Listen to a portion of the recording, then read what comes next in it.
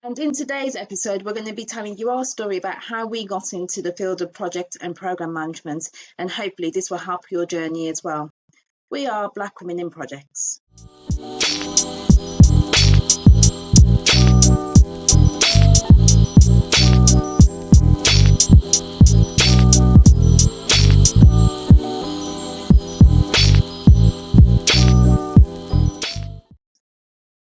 Hi everyone, I'm Honor and this is Alina.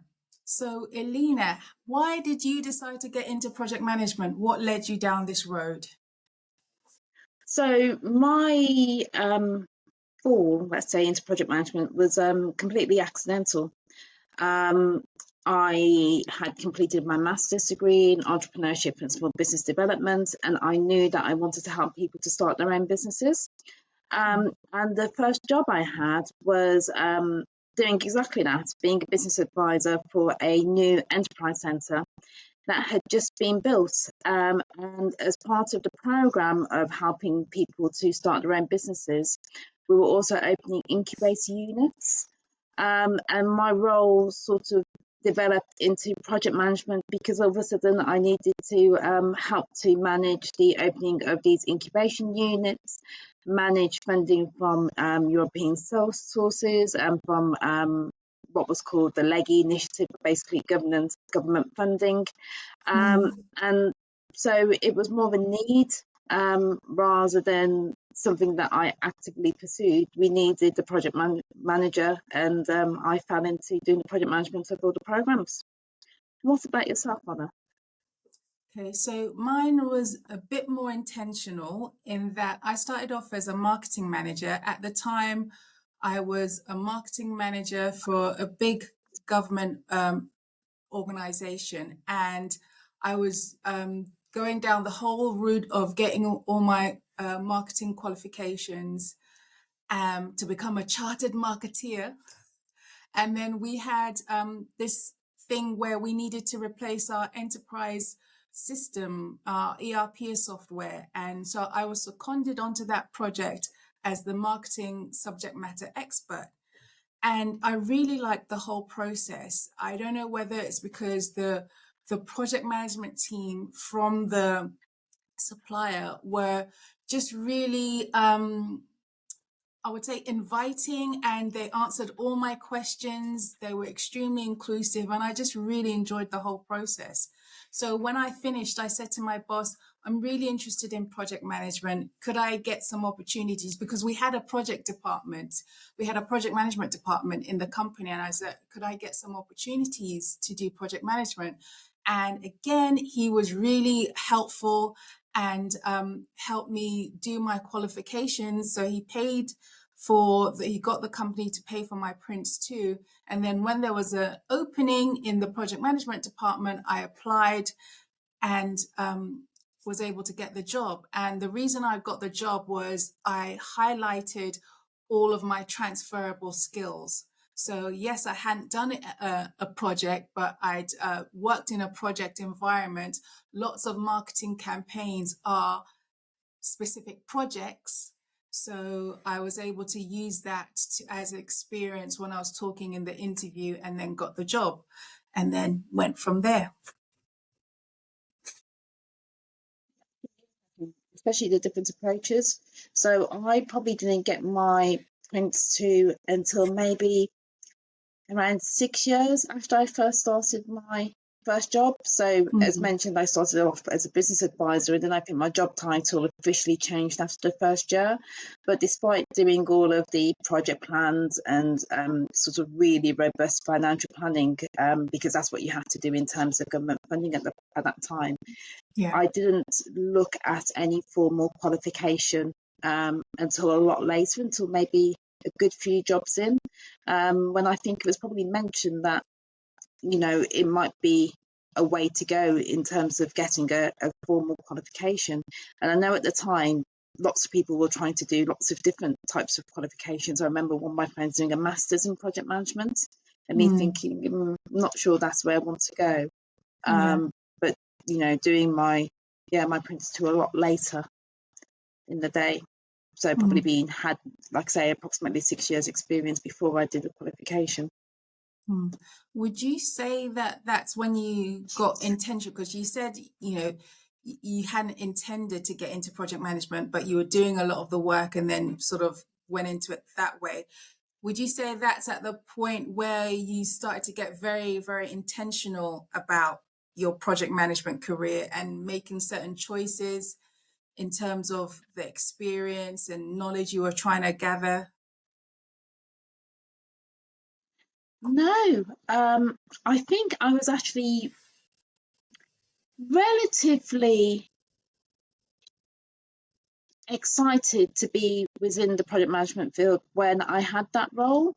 But I did go from there to focusing on business growth a bit more and the bid writing side. Um, so I guess I was more looking at all my different options. I think when I became quite focused on project management was maybe um, a couple of roles after that, maybe when I decided to go more into the private sector and leave local, well, government and government funding. Mm-hmm. Mm-hmm. Okay. So both of us kind of started off in government organizations, right? Mm. But now we're in tech and transformation. How did you move from government, where it was mostly business projects? How did you move from that into tech projects and transformation projects? So I had an interesting move. I went from, let's say, local authority into education. So working for example, Cass Business School. And then I went to Tesco, so private sector. And delivery there involved lots of technology. I think the main difference being, though, is that being Tesco, they have a really big IT team. So I had a product manager, and I think that was when I started to think about tech and to look at, technically enabled projects. But it wasn't until I moved to Ealing Council, I was actually brought in to look at a TP transfer project and sort of service redesign, that they decided, why don't you do this technical piece of work as well? To which I sort of said, that's not my background and my skills. And they said, no, you'll be fine. And it sort of went from there. Yeah. So isn't that a key thing for anybody who's looking to move sector within project management? Shouldn't get bogged down too much on the experience that they're lacking, and should maybe focus on the experience that you do have and the skills that you do have, and how are you going to showcase that? I agree, because from my perspective, you should be able to project manage anything. Once you know the process, you should be able to adapt and apply that to any situation in any sector. Yeah. You're usually working with groups of specialists, SMEs that can help you to bring out, the additional elements of delivery, but the process should be the same in terms of whether you're delivering a project in tech, in local authority, in retail. Mm. Like you say, it's about bringing out those transferable skills. Yeah, that's right. I think for me, my move into tech was probably, I wasn't aware of it at the time, but I think maybe it was inevitable for me. And Elena, you'll know why, being as I'm very enthusiastic about tech, aren't I? You And are indeed, yeah. I started off my first project management job in the government organization. So it was business projects. It was about business support. And so supporting all these different initiatives. But the first thing that got me interested was that subject matter expert thing where they're doing an enterprise, an ERP system, and then moved on to the next company where they needed a CRM system. And I was like, oh, well, I'm happy to be the in-house project manager for it. And again, I was blessed to work with suppliers who were happy to answer all of my questions about how do you do it and the things that I, as an in-house project manager, should be doing while working with a third-party supplier project manager. And then from there, I just moved into 2 more companies where I was delivering the in-house CRM solution. Then I moved to a consultancy, which was really, I would say, where I really got my teeth into tech, because you're working in a consultancy where obviously you've got multiple clients in different sectors who need slightly different things. And so I just got to see different types of implementations. And yeah, that was it. And then moving on and on and on, it wasn't just about doing discrete parts of tech. It was about then seeing in a proper transformation program, how is tech an enabler in that? And how does that fit into the whole strategy and change piece? And it goes on and on. And for me, tech is ever evolving, ever exciting. So I never get bored of that. Yeah. You see, as you know, I kind of have a sort of love-hate relationship with tech. I feel like when I'm doing technical projects and programs, I get into them, but I don't have that urge to know why this wire connects to this wire, and I'm being really quite facetious in this, but why this bit works with this bit, etc. I'm just very much like, okay, so this will help you to make efficiencies, it will help you to optimize X, Y, and Z. But then I find out understanding more and more about how everything works. Like with LAN1 projects, you get really into the detail, and then when you finish the program, you're like, do I still need to retain this information in my head? Which is useful sometimes, but again, because it's all about the process and the program.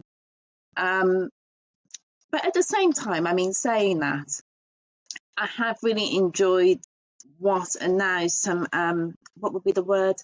We've been through some technological advancements and implemented those, and the benefits of doing that now. Like I was explaining to one recruiter about implementing Skype back in the day when before Teams, Skype was a big deal, and how are we going to not use these phones, and how are you expecting us to use our laptops to make calls, and the whole change in people's perceptions. I remember rolling out headphones and being told by people, we can't use these, what's going to happen to our hair, it's going to affect our hairstyle, and all these different minor things. And I think when there's been big evolutions and you've been involved in those, then that's it does get you a bit excited then when you can look back.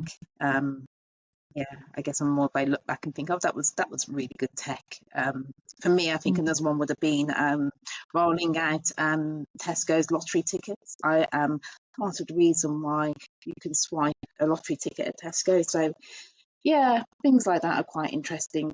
But do you feel that you need to have delivered techie projects and programs in order to get a job in the area? I know I've said, you have the SMEs there, but do you think it actually helps in terms of how you manage your projects and programs? Honestly, no. In the beginning, to get your foot in, you don't have to have the experience. The problem is that the hiring manager wants you to have that experience. But if you're somebody, what I feel like is a true project manager, change agent, which means that you are happy to be forever learning, then you get in there, you understand the landscape, and you learn what you need to learn. So to me, it's 2 things. How do you get your foot in the door? And then when you're in the door, how do you make sure you're good at what you're doing? So to get in the door, it's really about studying that job description and picking out those words to say it back to, the interview panel. And then when you get in there, have quick conversations with your technical team to understand where things are. I remember in the early days when I was doing my first few CRM implementations, I bought CRM books and I read them to understand. And then there's, lots of great forums. You go on a forum to understand, how are these people implementing it? What are the things that people are calling out as gotchas? And that's how you build your knowledge and make yourself more easy in the role. I agree with that, because I feel one of the biggest things that we have to deal with within the project program world are, your dependencies, your risks, and your issues. So by asking questions, one of my favourite questions to techies are, what do I need to know that nobody else would have told me? Because it's all those little things, they know that A plus B equals C, but you may not know that. You might have thought, well, it should all happen, just A plus B, and you will get to Z eventually. You need to know those things that you don't know, that aren't obvious to you, but your technical team knows, so that they can bring them up as a risk or issue. And I think, again, what you said about learning about the sector you're in. I remember when I moved to Hampstead School of Transport in particular, I didn't really have much knowledge of the area in terms of having worked in there, and that was where I did have to start reading policies and look at what as local authorities were doing, and starting to gauge a bit of what could happen in the industry compared to what needed to be delivered. See, that what you just said there, that's a key, one of the things that can tell you an okay, good project manager and an excellent project manager. An okay, good project manager just wants the project handed to them, and then they just go, follow the project plan. Sometimes they're not even sure how to build a project plan, but they know how to execute a project plan. And that's it. But a great project manager will get in there, learn all the surrounding information that's affecting the project and the environment that you're operating in. That's how you can really deal with those gotchas, those risks that come out of nowhere, because you've got a deeper understanding of the environment and what they're trying to really achieve by doing this project. What was this project? It's part of what strategy? It's part of where did it come from?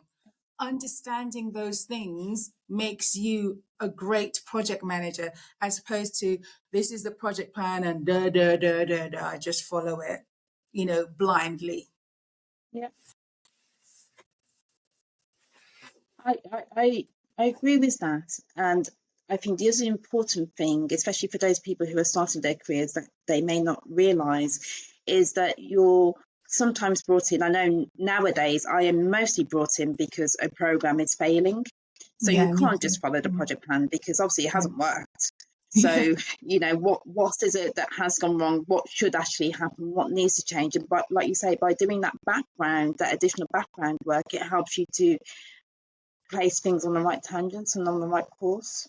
But yes, I mean, sometimes you are brought in to initiate a project or a program, but I don't feel, probably from a contracting perspective, that's I feel quite unusual that you're brought in at the very, very beginning of something. You're usually brought in halfway through or when it's going wrong. I think it's a bit different if you're permanent. You tend to pick things up at more towards the initiation stage, and tend to see it maybe 50% through, if not 75, if not all the way. But I actually find it rare that people start and finish projects all the way through these days. Something else usually happens. Yeah, something else usually happens. And I think maybe it's people who are permanent who would have done that. Or when I was working for consultancies, then yes, as then the consultant project manager, I would see through that project. But it's different when you're on the consultant side. So I would see through the technical implementation, but for the end user client, they'd still have things at the other end that they need to do. Maybe this is then when their user adoption piece really kicks in. And when they're finalizing how they're going to track their benefits. So yeah, it's all part of being really adaptable with change. You could come in at that beginning part where you're doing feasibility studies, even, right through to the end. And that's another good one. Sorry, it's making me deviate, but when you go for interview and they ask you how many end-to-end implementations you've done, so don't lie about doing end-to-end implementations, because it's not that often that it happens. Instead, try and focus on how can I showcase the fact that I've been part of all the different stages of projects, and tell the truth. I was part of 1, 2, 3, however many end-to-ends, but in this role I started at initiation. In this role I came in at testing. In this role I came in at deployment. And that's a way to showcase that you can do any part of the project management life cycle, rather than coming in and saying, oh, I've done 15 end-to-ends, and then they look at, oh, but you've only been in the field for 3 years, and in 3 years you did 15 end-to-ends. Someone's telling a porkies. Yeah, because as well, whether it's a program manager, directors, we realise how things happen, we realise how it goes. And the reason why most project managers won't have done end-to-end projects, or won't have done many, is because of resources. Resources are limited. So we tend to move resources to the most urgent and the projects that are priority, and that's why we tend to shift people around, and that's why it's rare that we will keep you on something all the way through, because at certain points it will be more or less of a priority. So as long as, like Honor said, how to do the beginning, the middle and an end of a project, that's fine. Just demonstrate it in the correct way. So Alina, would you do anything differently? If you could rewind time.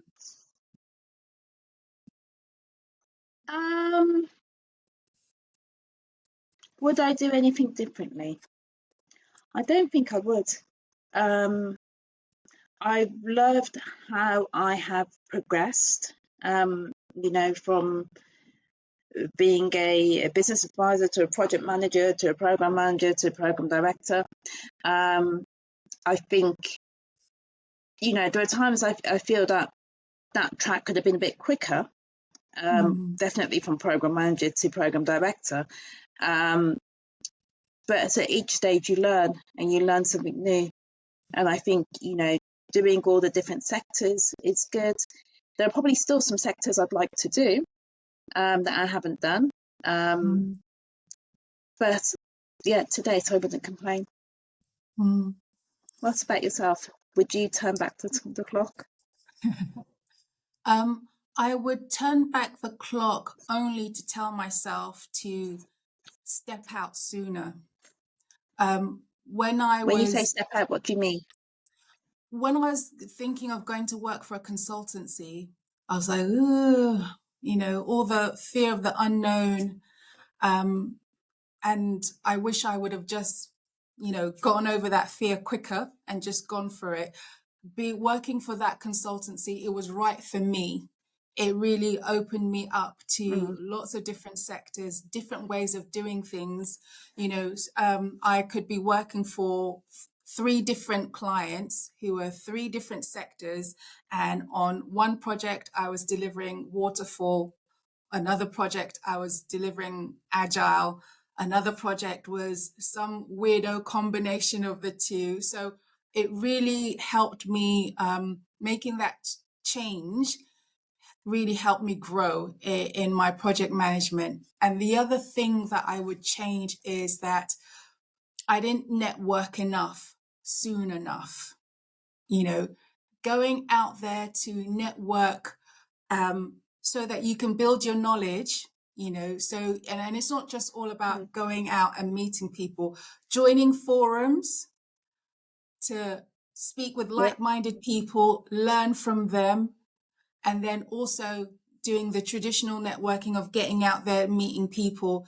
It's so very beneficial for your own development, and then for you don't know where it's going to take your career path, meeting certain people. So that would be the two things I would do differently, is that I would have stopped being scared sooner, and I would have started networking sooner and been consistent with networking sooner. So saying that, I do now have a couple of things after listening to you. I wish I'd gone into contracting sooner, Oh, just because, doing the same job as somebody else who is permanent versus a contractor would have been an opportunity to, develop economically quicker. yeah, And when I see all these sort of recent graduates going into contracting, I feel quite proud and also a little bit jealous, but good for them. And I think the other thing is about looking for role models. I think I would have liked to have found somebody to look up to earlier. I remember when I got, not when I first became a program manager, but probably about 2 or 3 years into being a program manager, I felt that maybe I was being overly confident. And for that reason started to try and shrink. I tried to try and shrink myself a bit, yeah, and not be so out there and not network, partly because I didn't know what the next steps were to take, and partly because I didn't feel that I necessarily earned my place, bit of sort of imposter syndrome, because you start yeah, looking for people who are like you and where are they, etc.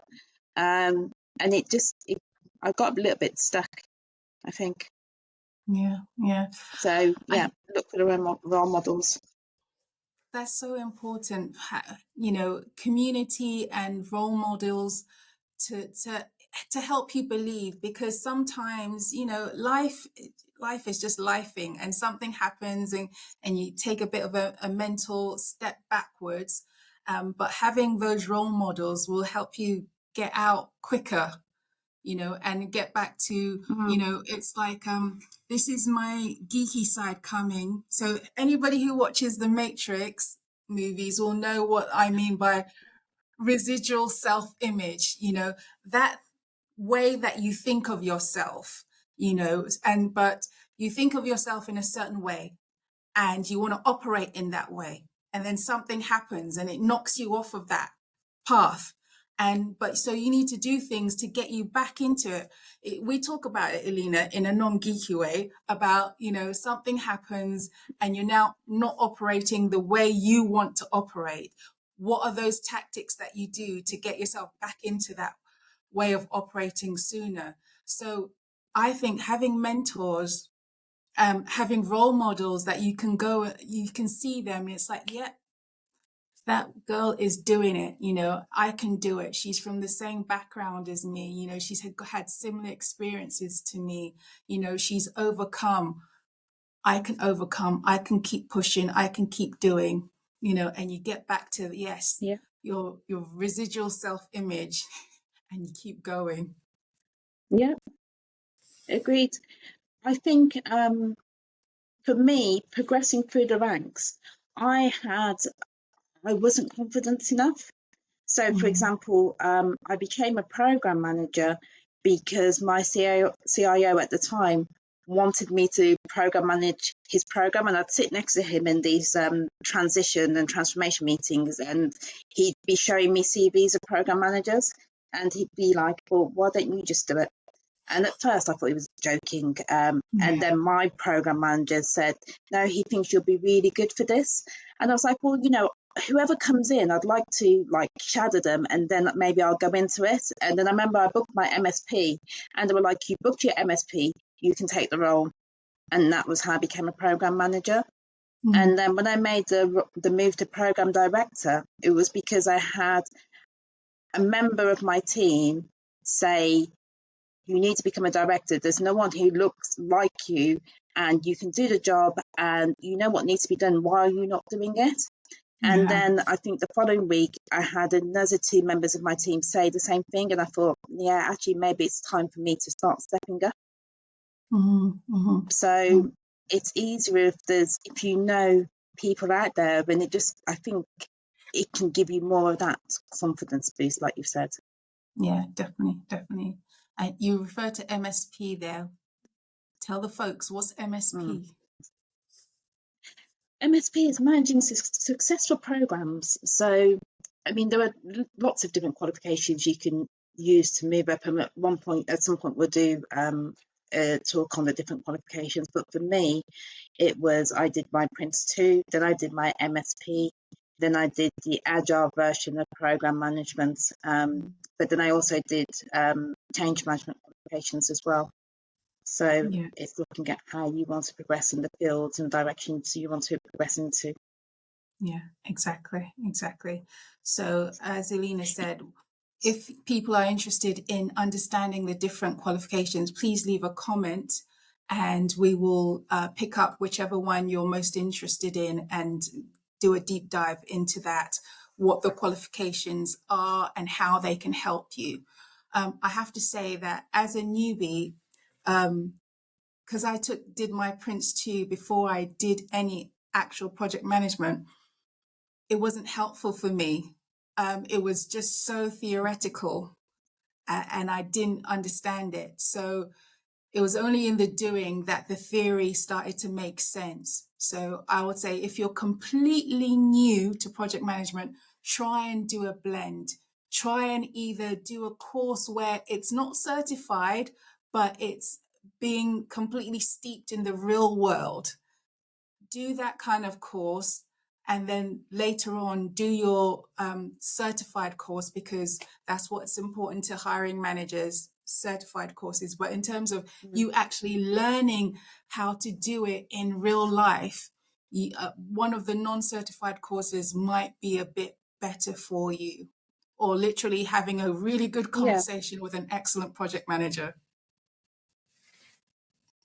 I'd agree with that because as well, I mean, things have changed a bit now, but there are hardly any organisations that use whichever methodology 100% or Yeah. use it in the right way 100%. So I think sometimes when you do go to do the course, you're like, okay, I can recognise this bit and I can recognise that bit, but the process, you're like, is that really how it's supposed to be done? Because I've never run a project that way before. But I think when you go to the maybe larger or more traditional organisations, then maybe they do follow the processes. But usually you find that different organisations adopt bits and pieces of different methodologies and put them together and then call them whatever it is that they think they should be following. So, yeah. Okay, let's wrap up with key piece of advice. So, Elena, what would be your key piece of advice for somebody completely new getting into project management? And then what would be your key piece of advice for somebody who's kind of mid-career and they started off as a junior PM, they want to move up to become a senior PM? What would you say to them? So first So I think newbie, then the middle. if you are just getting into project management, make sure that your CV reflects your transferable skills and then do a qualification or a course that gives you that well that that certification so that we can see it on your CV, that formality to say, you know, this is what you want to do. Talk to people and have the confidence and just know that you can do it.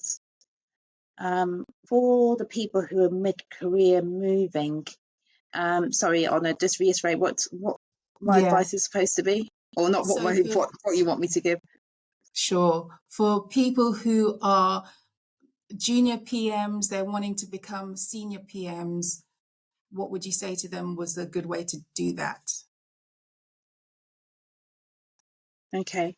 gather your evidence. Gather your evidence of what it is that you need to prove in the next role. So if you're a project manager wants to move into program management, gather your evidence of how you've managed teams, how you've led teams, how you've bonded teams. Gather your evidence around your financial management on a larger scale, and if possible, get the qualification as well that will lead to that next step. So again, it's showing that you've got the certification to do what you can do in terms of your skills. Yeah. That's very, very important. My key thing would be for someone who's mid-career, really, really never give up on the learning, keep the learning. And we live in a time where informal learning is just everywhere. Join a good forum. You'll get so much out of it. You'll learn so much from the people around you that you can take into situations to better what you do and be able to talk more confidently about things. I know that as you become more senior, people just want to believe in your authority. They want to believe in your ability to lead whatever group of people you're supposed to be leading, your ability to not buckle under the pressure.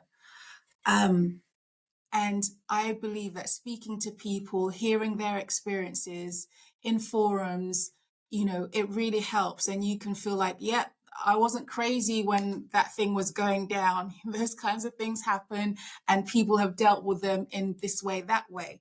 So make sure that you involve yourself in forums and you keep yourself in places where you can keep learning. Don't rely on whatever company you're in to grow yourself. Take steps to continually develop yourself.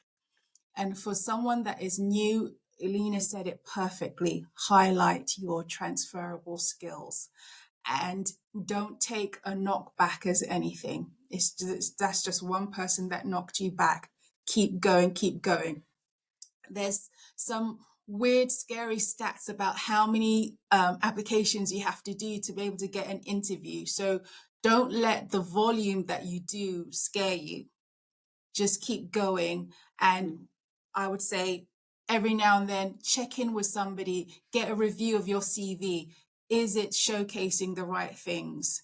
And then if you're sure that your CV is right, just keep going. You're going to get there. And as Anna said, use those networks, use those forums, use us. That's what we're here for. We're here to review your CV. We're here to provide you with mentoring. We're here to provide you with coaching. Use us, use our network, use the family, the community that we've created within Black Women in Projects. Yeah, exactly. All right, so that was us, how we got into project management, how we're still here in project management, and how we want all of us to develop ourselves and go as far as we want to go in project management, and keep enjoying it and definitely make bank with it as well. See you on the next one.